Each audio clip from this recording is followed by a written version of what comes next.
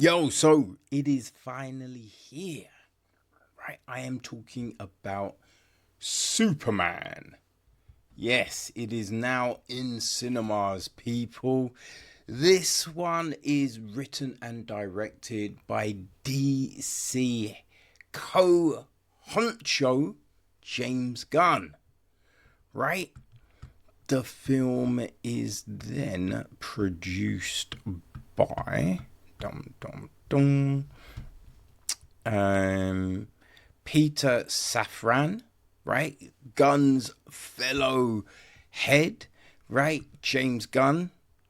It is executive produced by Pete Chippetta, Nicholas Corder, Andrew Larry, Anthony Titanegro, Chantal Nongvu, and Lars P. Wimfer.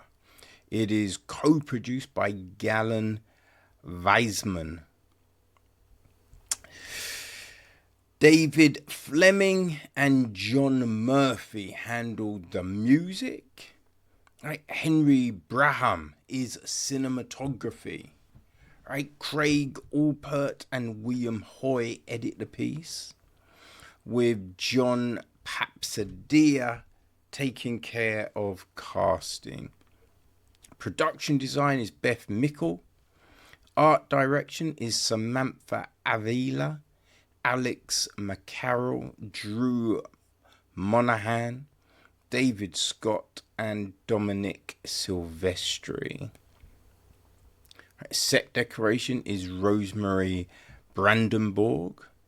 Costume design, we have Judiana Makovsky.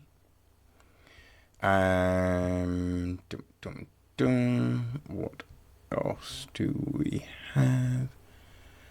See if the stunt people are listed. They do not seem to be.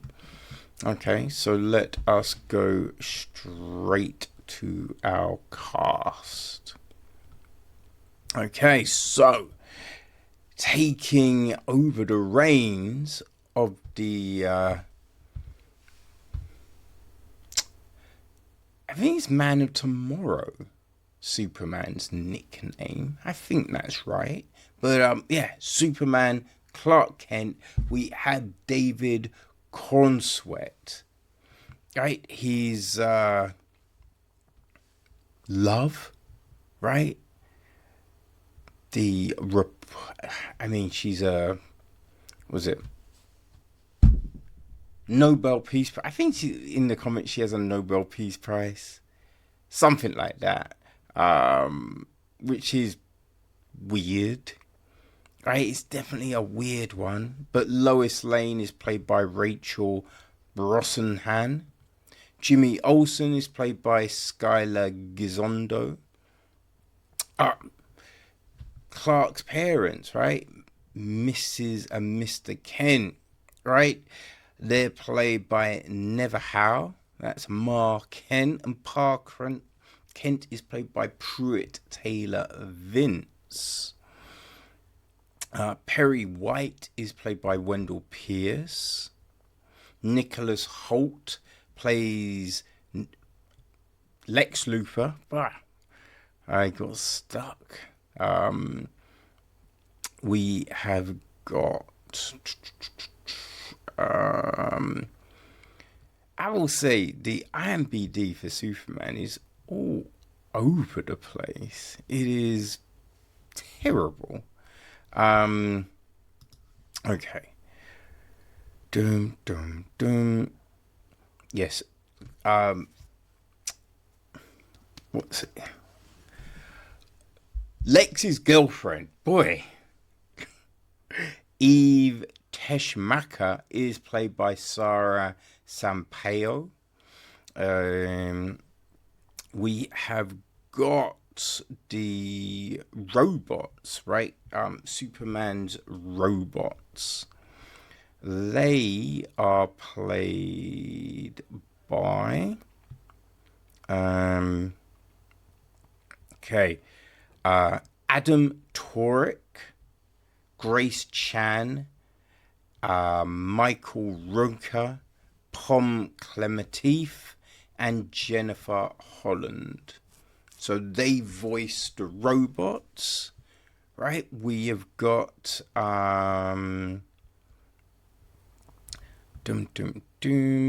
Bradley Cooper and Angela Sarafian portray Superman's parents, Jor-El and Lara Lovan. We have got Sean Gunn plays Maxwell Lord, right? John Cena is, Christopher Smith, aka Peacemaker. We have got Millie Alcock as Kara Zor-El, Supergirl. Frank Grillo is as Rick Flag Sr. Right.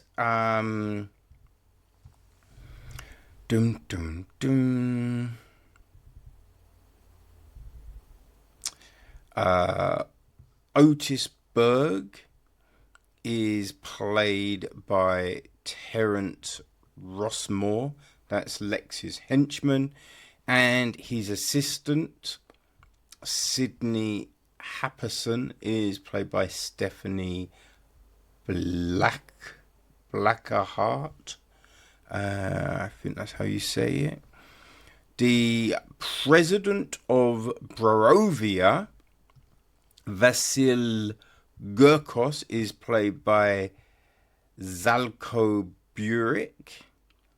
The engineer is played by Maria Gabriela da Faria. We also have got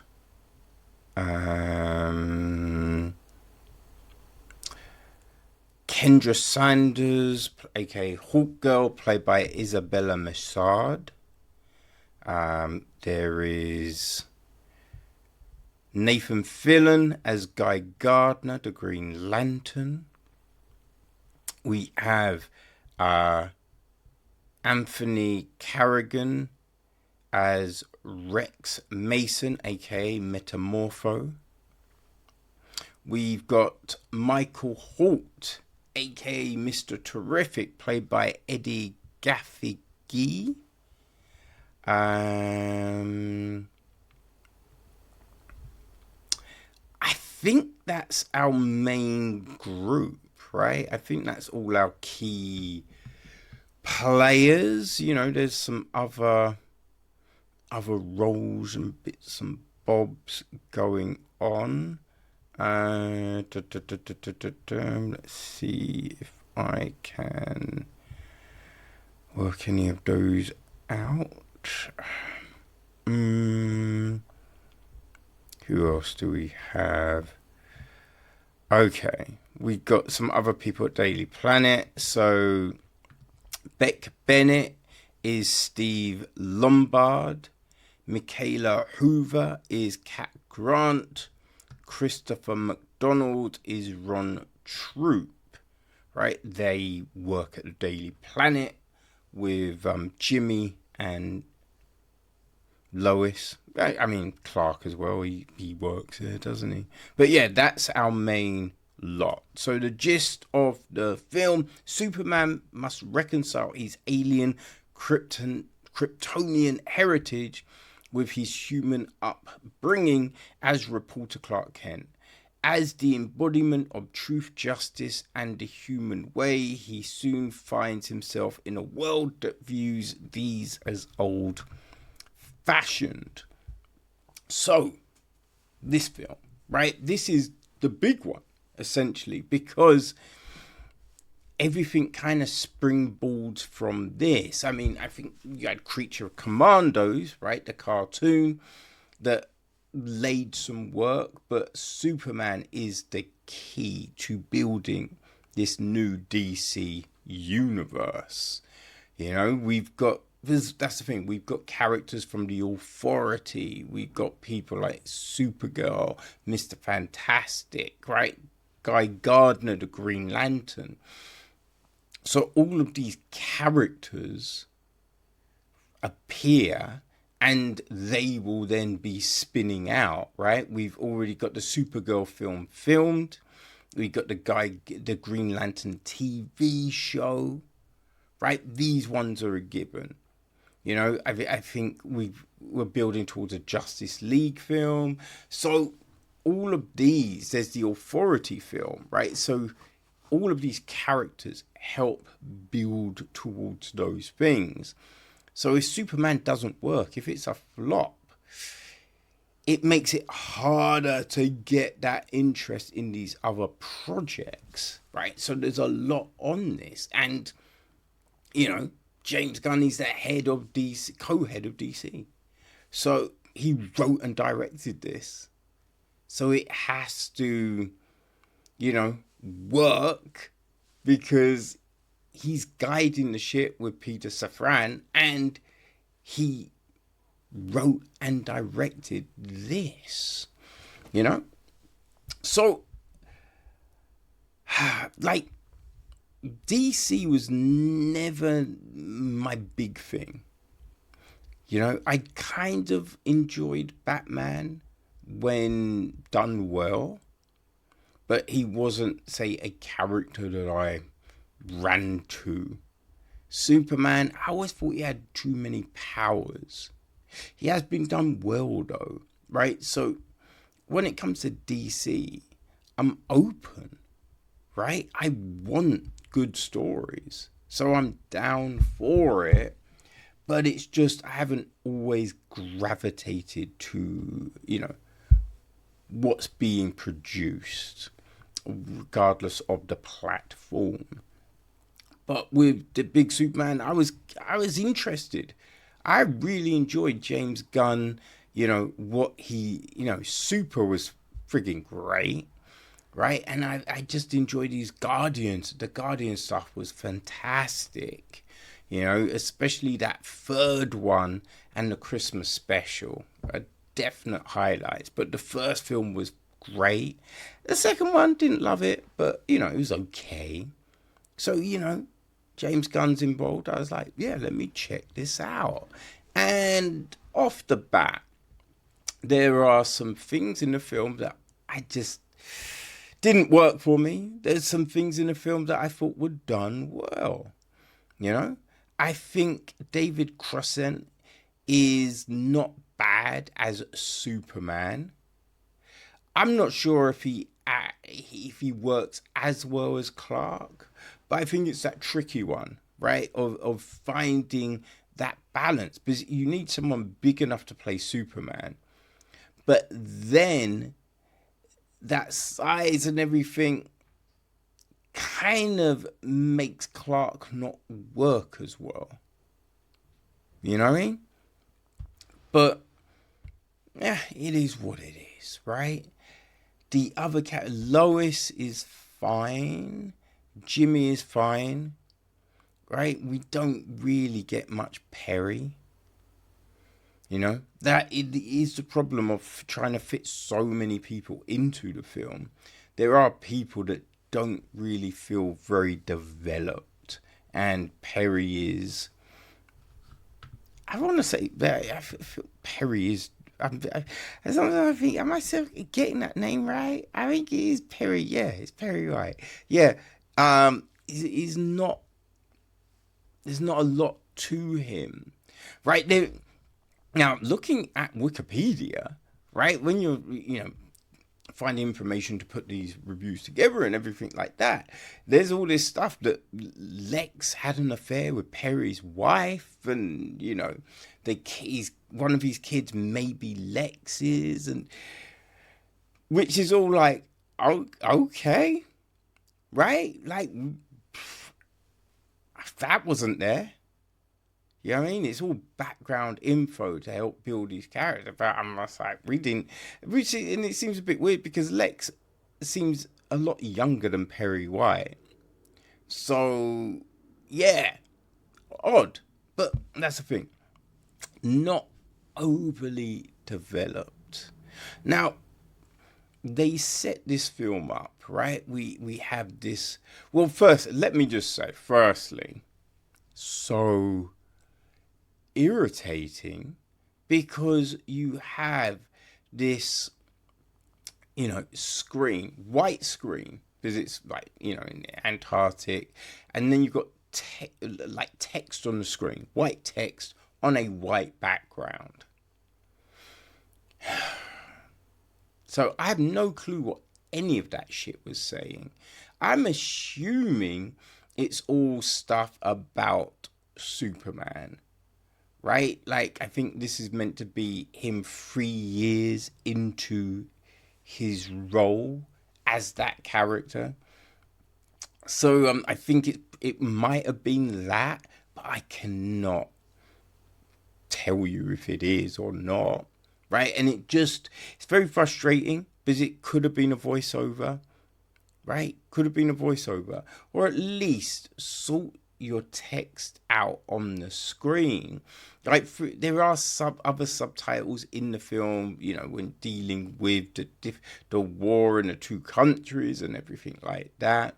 And I did think it seemed interesting what they were doing with the subtitles. It wasn't necessarily just all along the bottom. They kind of broke it up into blocks and placed it in different parts of the screen. That's all fine. But it's still white text with no solid background behind it and small as fuck.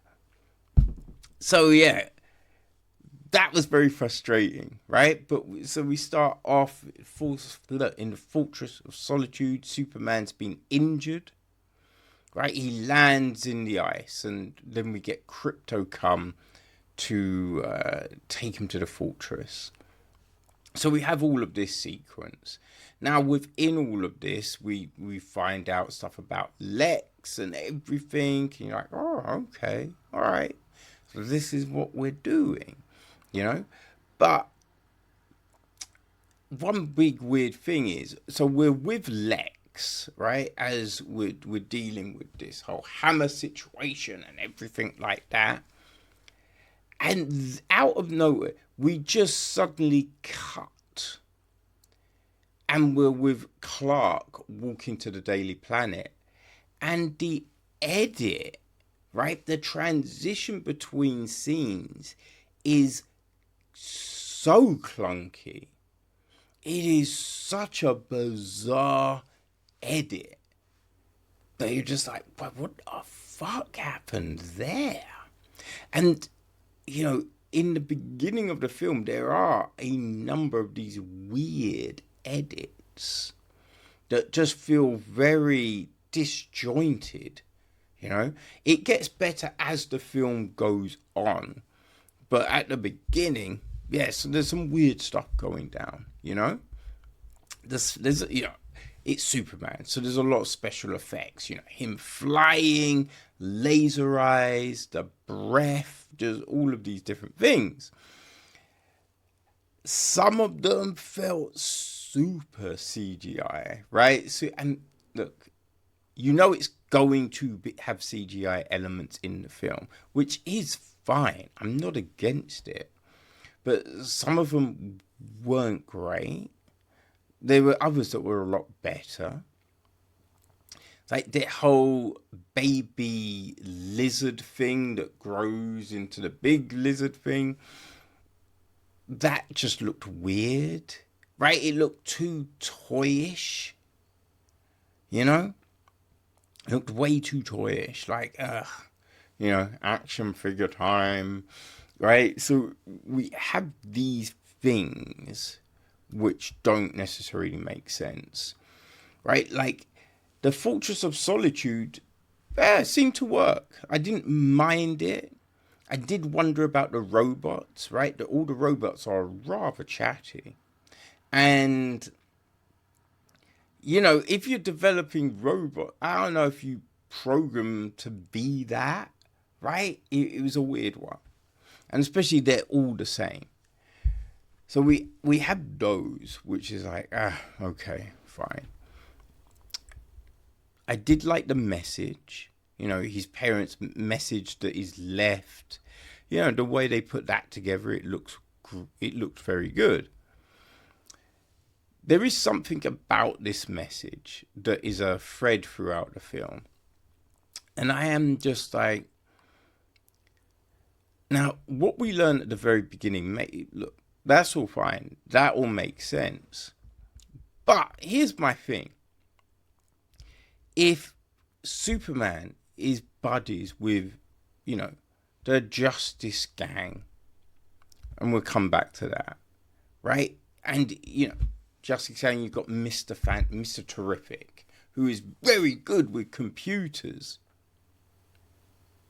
Do you see where I'm going with this, people? If he's friends with these, why wouldn't he get Mr. Terrific to help him with the message? Right? That's one thing that I was watching a film and I'm like, okay, Mr. Terrific, great with computers and all of this. Why wouldn't Supes ask him for help with that? Right? It's rather odd, right? And there are those things throughout the film that do feel odd, right? As a story point of view, and for that, like, natural flow of a story, some of the things that come up just make it feel a little clunky, right? Now, there can definitely be reasons why, you know, he didn't ask for this help, but I feel you have to make it kind of a thing in the film because, I don't know, I was scratching my head, right? I think anyone watching it is going to be like, okay, if he had this resource, why not use it and then have to deal with all this other bullshit, right? You just have those things. I mean, so the actual way they made the message was good. The message itself, again, right? You kind of get you do get what they're doing. But it's just in, like, the wording, you just like, I don't know if people are saying that, right? I don't know if they're saying that, right? I think you might use other terms, but the way it's kind of put out, it just feels weird, right? It does feel very weird, especially when you consider Superman is a baby when put in the pod. You feel me? That's like, what are we doing? What are we doing here? You know? There are, like, there was all this talk about a woke Superman, Dean Cain, which you could tell was just straight Dean Cain looking to say some shit, be controversial, to keep his name out there, right? That's all it is, because firstly, his portrayal of Superman Clark wasn't great at all. You know, so I don't know why anyone would talk to him about Superman, because it's just like, okay, yeah, he played him, not that well, right? But Superman, like, it wasn't a preachy film. I didn't think it was overly woke or anything like that. I just thought, right, you had these components of the story that don't always mirror up.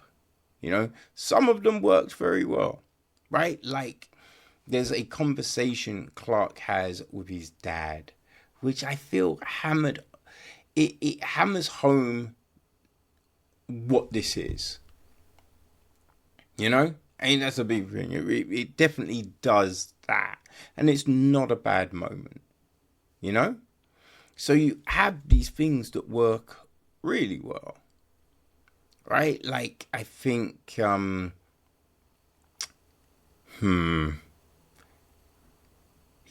not sure I can say that. Yeah. I don't know if I can actually say that. But, yeah, we have these bits that work very well. You know? But the film, it can get weird, right? Like, again, Mr. Terrific, very good with computers. And then you've got Lex Coop using all of this electricity, all of this power. And you just think, okay, for them to do all of this, wouldn't it be causing flags on the grid, right? Or putting out this heat signature or something along those lines that any tech person would be like, what the fuck is going on? Right? What is happening right now? You know, you think it would lead to that, but it doesn't. It doesn't. Now, I think part of the inclusion of Crypto, right, Superdog, is because James Gunn got a dog himself and then realized how big a dog was to his life, right? So, you know, I get all of that. And Crypto has been a part of Superman lore forever, right? I think he was there from early days. In this film, though, you just think Crypto seems very friggin' stupid, right? Because you wonder, how long has he had Crypto? He's not seeming to take any leads, as it were. Like when Soup is asking for help or like, can you do this? Crypto isn't doing shit. Like he's just rah, rah, rah, rah, rah, rah, rah. And you're just like, okay, but for a dog to work for Superman, surely, right? The dog has a sense of what's needed, what's going on, right? So yeah, these weird things. All the prisoners in the prison, why are they there? Right? You get the metahumans, but why is everyone else there? I don't know. Right? It's just another one of these odd things that come up in this story. So it is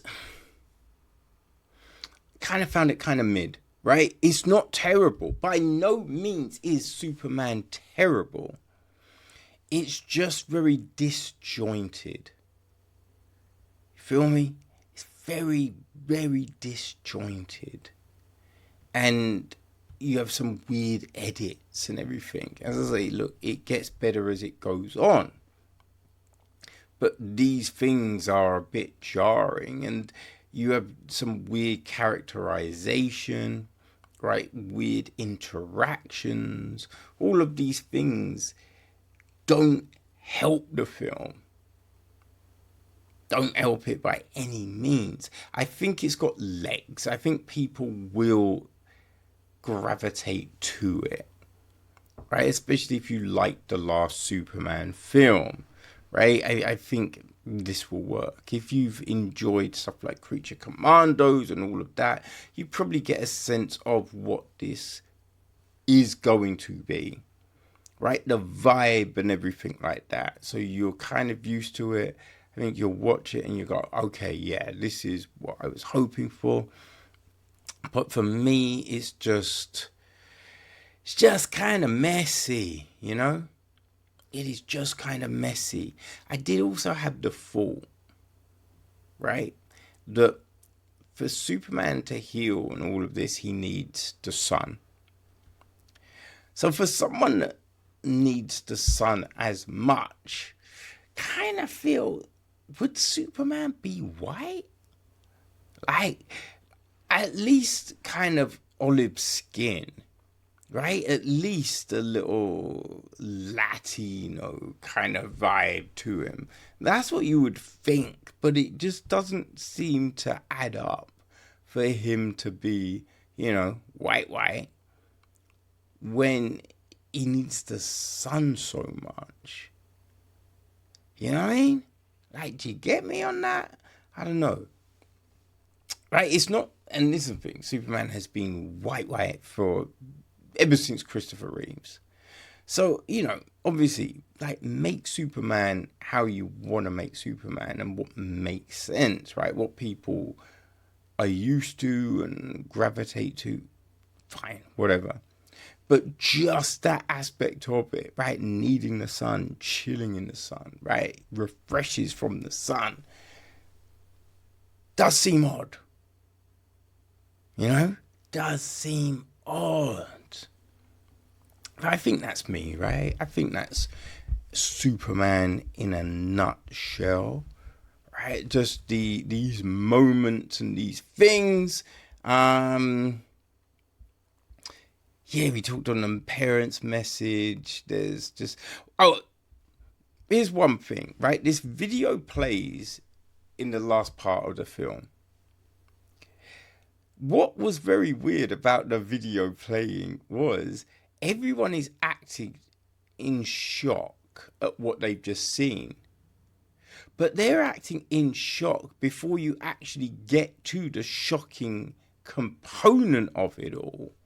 And I'm looking at this scene, I'm like, all right, I get what you want this scene to do and be and all of that. But how the fuck are people acting outraged before they've got to any part of the video which might make them feel outraged?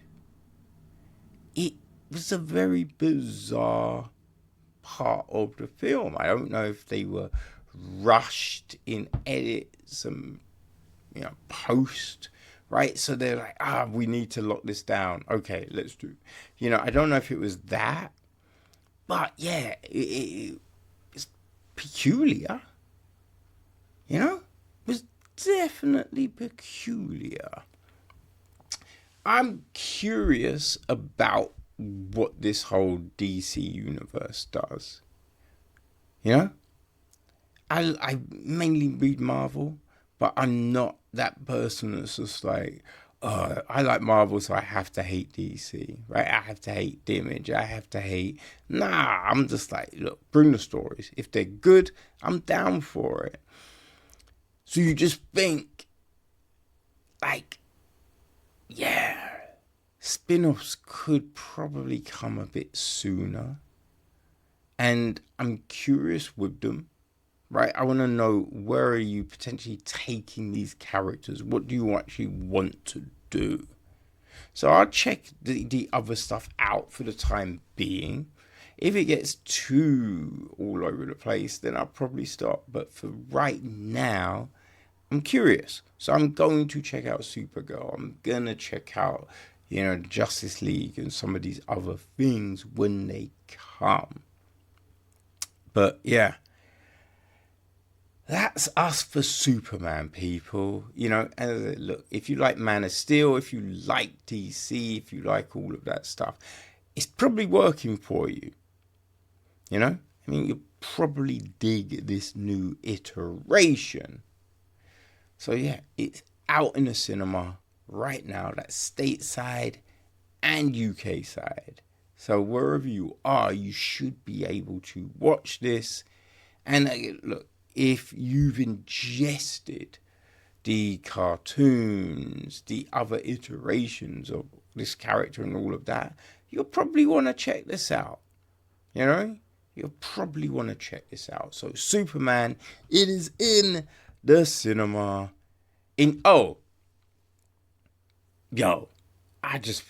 One thing just jumped into my head. The Fortress of Solitude made it look cool and all of this. How is it not disappearing quicker than it does? Right? Because, obviously it's meant to be a secret hideout. So that means everything needs to be fast. That disappearing, it was not fast. So that's a little baffling. And then just security measures, right? For someone to be able to access it and just do stuff to it. Surely, there will be algorithms created to notify Clark. Right? It doesn't even necessarily have to have a video feed or anything like that. But just, look, something goes and you're like, wait, someone's in the lab? But I'm here. So who the fuck would, shit, let me go, right? That is the thing that makes sense. What we get does not. But yes, that's my Superman take. Do with it what you will, people. But enjoy your film watching.